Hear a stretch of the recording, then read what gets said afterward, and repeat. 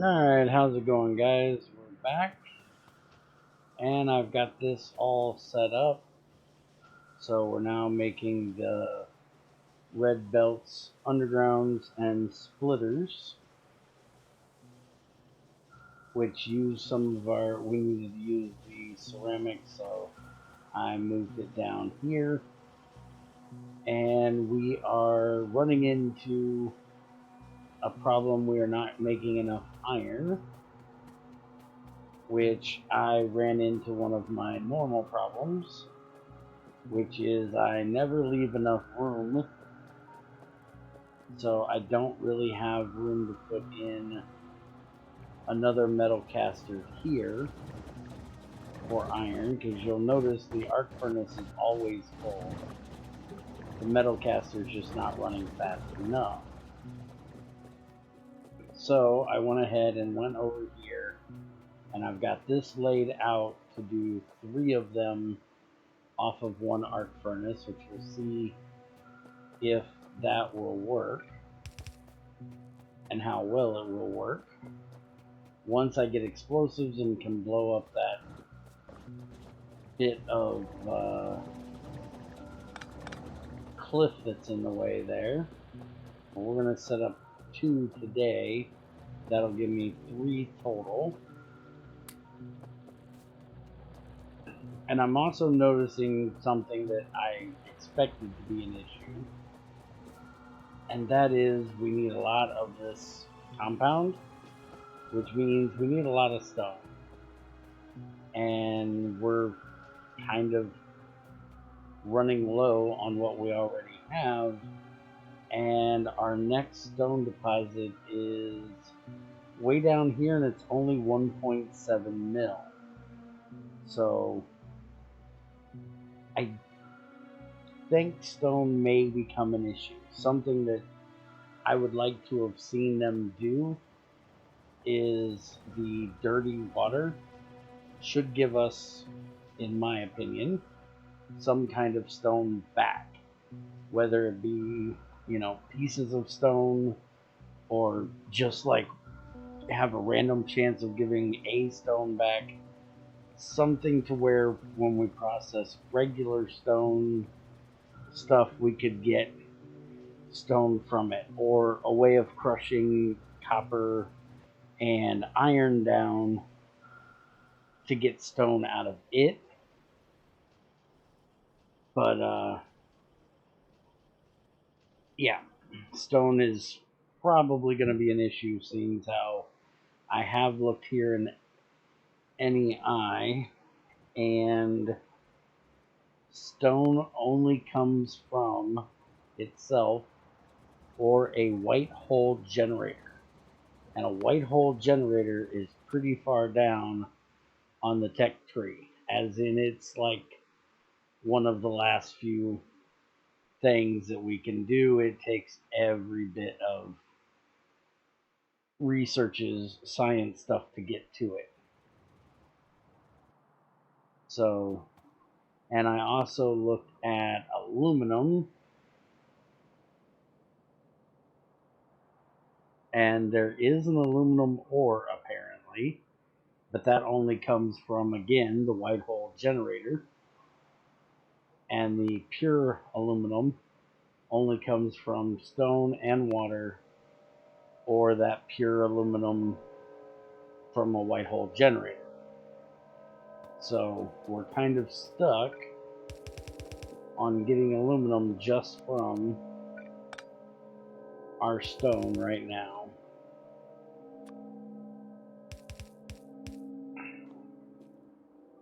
Alright, so we want this doing iron, and I ran this off my regular line over there, and we're going to use a large pole here, or big pole I guess they're called.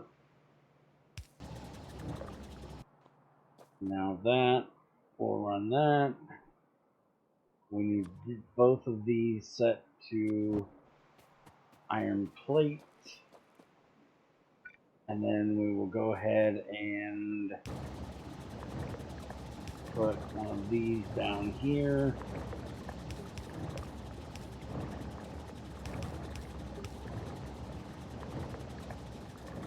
Let's go ahead and take that out of there.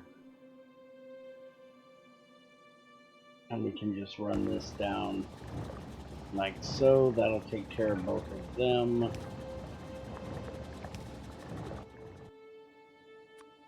And then that will go like that. And as long as it keeps up, that will give us a nice belt full of iron, which I then just need to run over and connect to the other one. So it looks like 2 might be enough.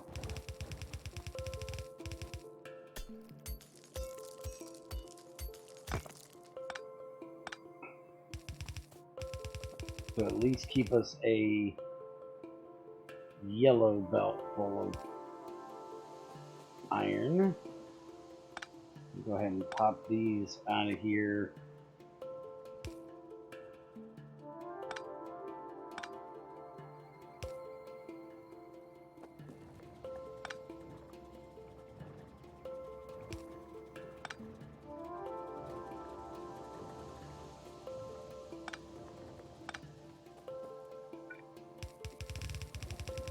And then we can just run that right across there.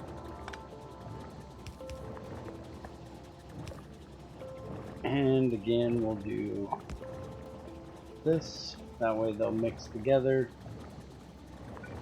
And we'll still be using the one we excuse me, the one we have here. And that should take care of our iron issue. And we'll probably upgrade this to a red belt that feeds down here. I do have this laid out over here, which is going to be a second main line. That way I can run everything over there. This is just kind of my starting area here at the moment.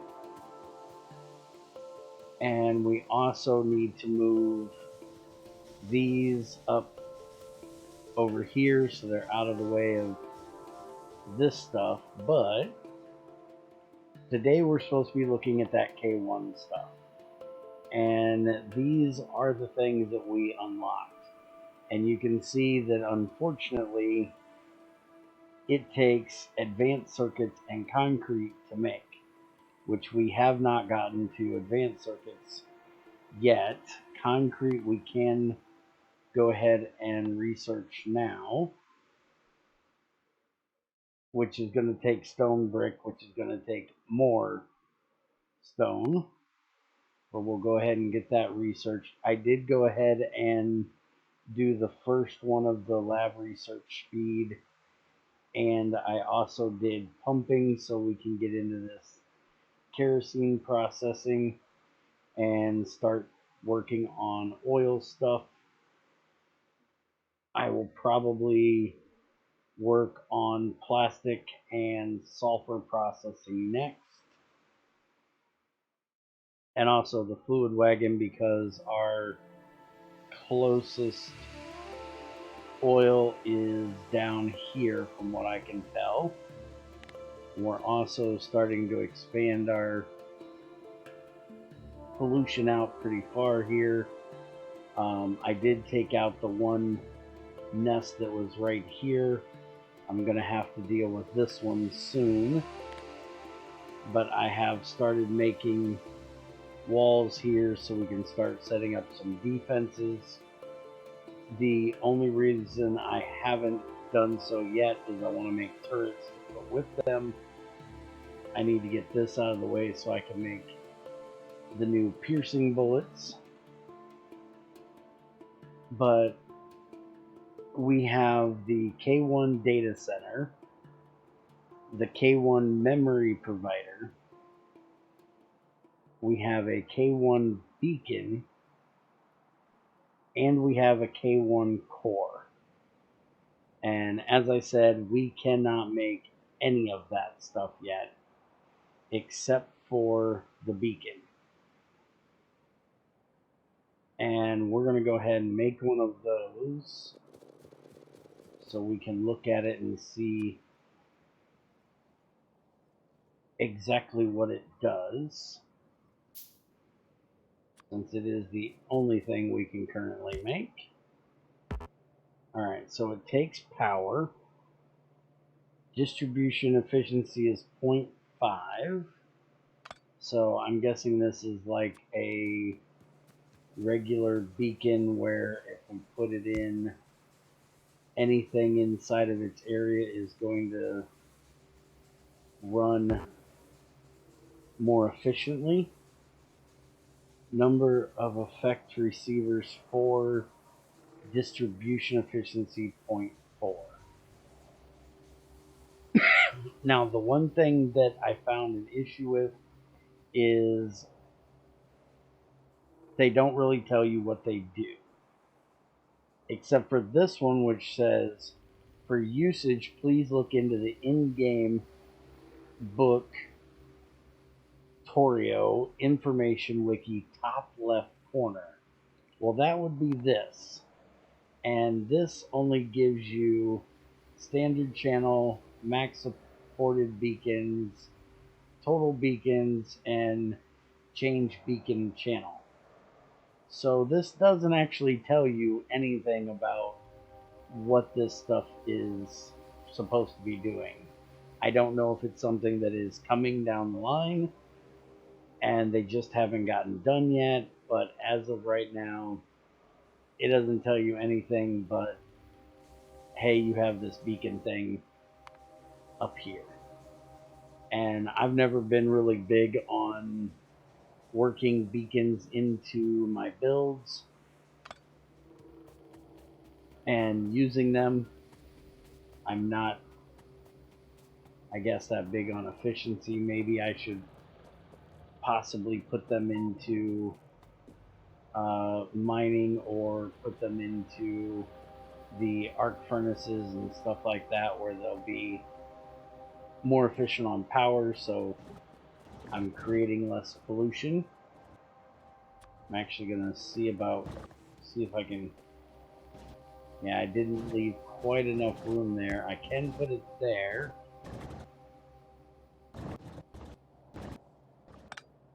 If we take that out and we put that in, it says number of efficient receivers is 2. So it should work on those 2, I guess. And let's go ahead and get rid of both of those. And we can just do that. So that looks like that's about all that we're currently going to be able to do. The other issue is that the K1 effectivity costs this red square thing, which we don't currently have the ability to make, which is K12 Tech. And its effect is this computing power, which again, we cannot get into that stuff. So we're not going to be able to research this until we figure out where we actually make this K12 Tech stuff. And I'm going to go ahead and look now and see if I can figure that out. Here it is. So we need that KL1 computing power, memory, and energy is how we make it in a K12 core. And those are made with green wire and the mysterious energy crystals in a data center. And it looks like our